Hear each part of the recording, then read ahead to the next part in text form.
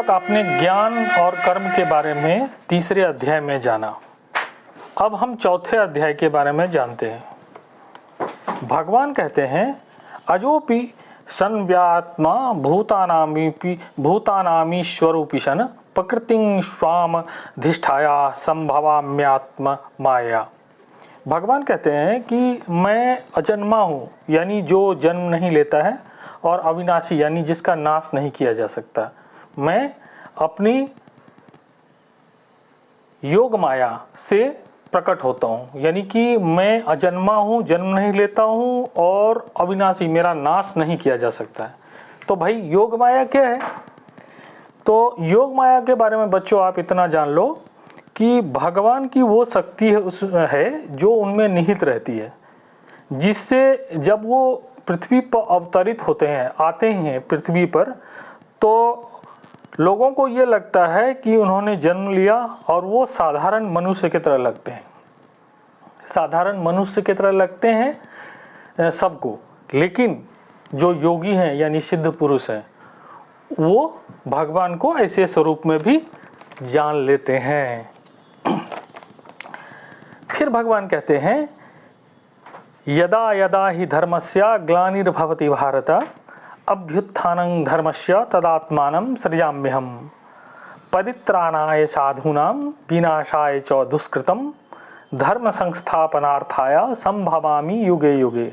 आप लोगों ने तो इसको काफ़ी बार सुना होगा, तो लेकिन इसका अर्थ ये होता है कि भगवान कहते हैं जब जब अन्याय बढ़ता है और अपने टॉप पे चला जाता है, चरम पे चला जाता है, बहुत लोग अन्यायी हो जाते हैं, तो उस टाइम में जो सच्चे आदमी हैं, जो भले आदमी हैं, उनकी रक्षा के लिए मुझे आना पड़ता है, मैं अवतरित होता हूँ।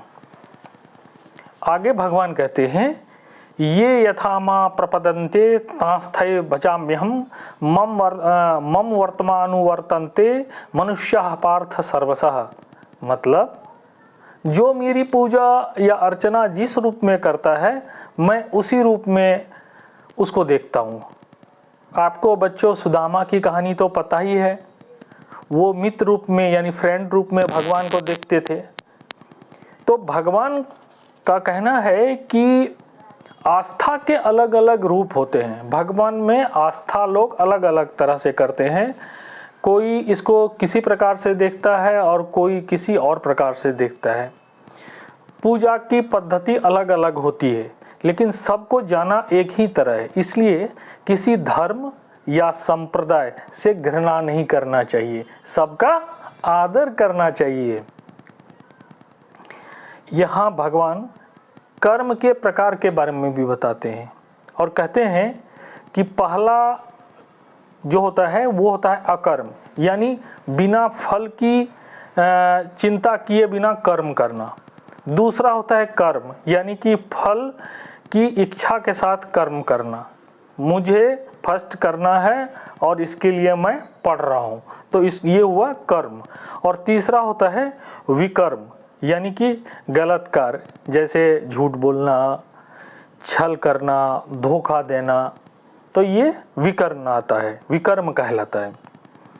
आगे भगवान कहते हैं कर्मण्य कर्म यह पश्येद कर्मणि चौ कर्म यह सो बुद्धिमान मान मनुष्येषु सो युक्तः कृतस्न कर्म कृत। बुद्धिमान व्यक्ति कर्म में अकर्म और अकर्म में कर्म को देखते हैं, ठीक है, यानी कि कर्म करते हैं और फल ईश्वर के ऊपर छोड़ देते हैं। हमारे हाथ में कर्म करना है और हम बस सही कर्म करना शुरू करते हैं। हमें सही कर्म करना चाहिए।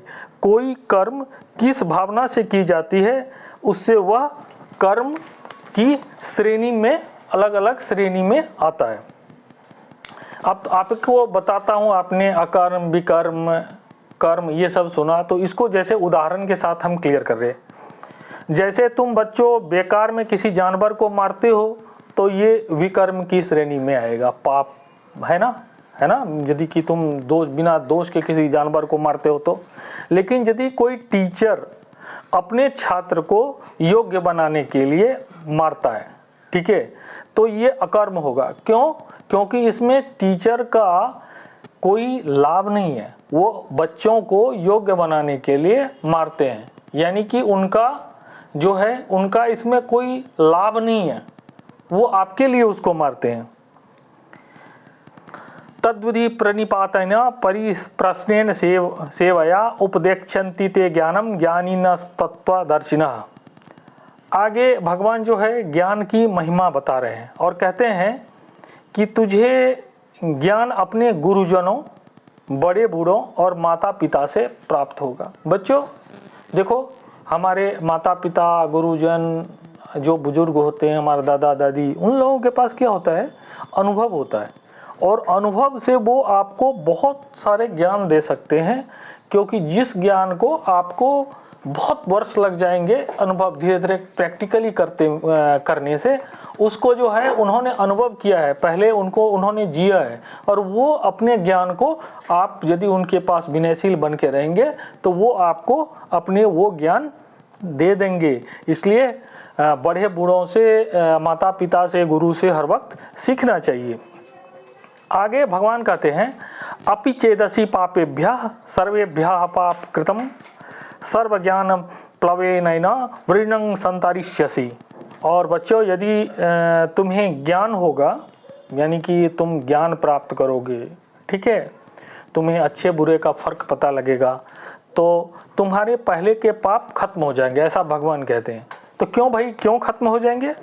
तो इसलिए क्योंकि इसके बाद तुम पाप नहीं करोगे, ठीक है, और तुम्हें जो क्या होगा कि अपने पहले किए हुए पाप के लिए तुम्हें जो लगेगा प्रायश्चित होगा, और प्रायश्चित सबसे बड़ा चीज़ होता है। अपने मन में यदि तुमने जो पहले पाप किया है उसके प्रति यदि तुम्हें दुख होगा तो तुम जो है उन पापों से मुक्त हो जाओगे, बशर्ते तुम्हें सच्चे हृदय से उसके लिए ग्लानि होनी चाहिए। तो बच्चों, आपने चौथे अध्याय में कर्म, अकर्म और ज्ञान योग के बारे में जाना। आगे हम 5वां अध्याय में जानेंगे अलग अलग चीज़ में, गीता के, भगवत गीता के बारे में, और उससे बहुत कुछ सीखेंगे। तब तक आपको बाय बाय।